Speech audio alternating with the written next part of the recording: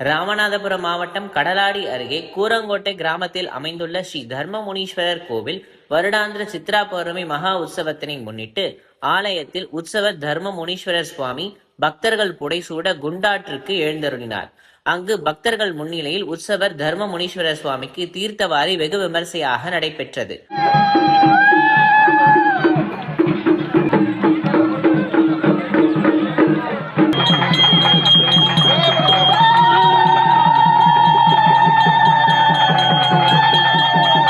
அதனைத் தொடர்ந்து குண்டாற்றில் இருந்து தர்மமுனீஸ்வரர் ஆலயத்திற்கு பரிவார தேவதைகளுடன் மங்கள இசை வாத்தியங்கள் வான வேடிக்கைகள் முழங்க பக்தர்கள் புடை சூழ்ந்தவாறு தர்மமுனீஸ்வரர் ஆலயத்திற்கு எழுந்தருளினார். அதே நேரத்தில் பக்தர்கள் பால் குடங்கள் எடுத்து தங்கள் நேர்த்திக்கடனை சுவாமிக்கு நிறைவேற்றினர். இதில் கடலாடி, சாயல்குடி, முதுகுளத்தூர், கமுதி உள்ளிட்ட சுற்றுவட்டார பகுதிகளில் இருந்து 1000த்திற்கும் மேற்பட்ட பக்தர்கள் பங்கேற்று சுவாமி தரிசனம் செய்தனர்.